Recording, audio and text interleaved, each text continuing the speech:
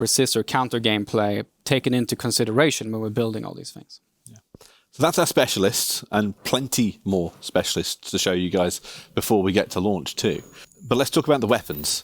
I mean, we've got a great selection of weapons already in the game, but there's a very significant gameplay change that we kind of lightly touched on earlier on. People would have seen it for the first time during our gameplay reveal this past weekend. The plus menu. Yeah. This is huge. It is. It's one of those things where, particularly this thing, I'd say, it was one of those things that, like, you know, from a conceptual state, when it was on paper and just did, you know, conceptual mock-ups of it, it was just like, ooh, this is pretty sweet. And then once it actually went into the game, so sometimes certain features you have to iterate on them, you know, to get to a place where it's like, that's where it goes. But this one was just there. And we also done external feedback on it, and we've done internal feedback on it. And the general output is like, it feels like this is something that has always been here, and it should have always been here. It doesn't. So it feels like something that we should have done it a long time ago, almost.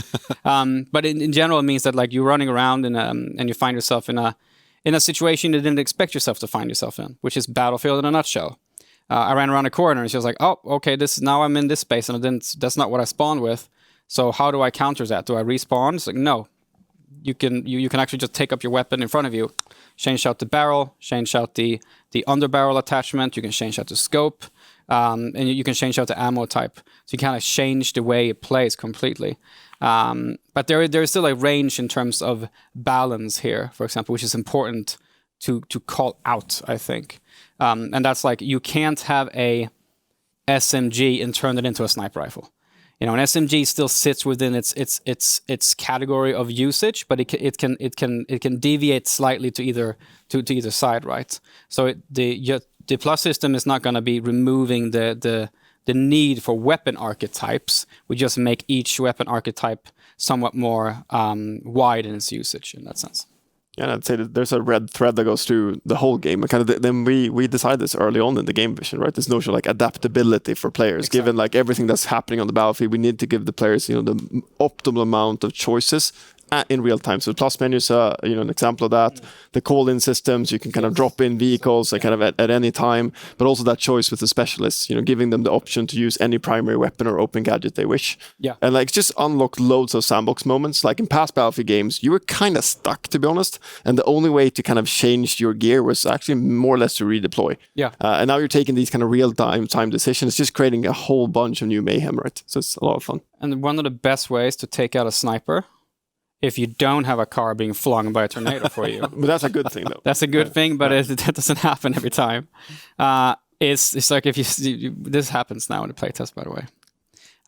So if there's a sniper laying on a hill somewhere, and there's a certain range which you can call in the vehicles. You can't call it far, but if you're within a certain range, you can actually call in a tank that lands on them. So it's a good way to take out that sniper. Just he doesn't even know, and he's just laying there proning and sniping. All of a sudden, I called in a tank that just lands on his head and kills him. That's pretty fun. There's so many gadgets as well to play around with. I mean, Oscar, you mentioned there we have open gadgets, but of course we've also got our class gadgets as well. Like, they really do amp up the sandbox nature of the gameplay.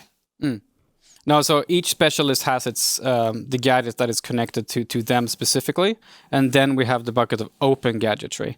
And the open gadgetry bucket is very varied and diverse, and it means that you can stick with a specialist and still, you know, be eligible in every situation you find yourself in, because you can always be, okay, I'm going to be in this part of the map where there's a lot of vehicles. I can decide to equip some gadgetry that is good for fighting vehicles, even if I'm playing with, say, Falk, where my primary role is healing. I can still be a healer in a combat situation that involves vehicles and still be viable. And that's something that is new for Battlefield, and it's something that I think we needed. Yeah, and the vehicles too. I mean, not only have we just brought back some favourites, you know, the Little Bird's back. Yes, please.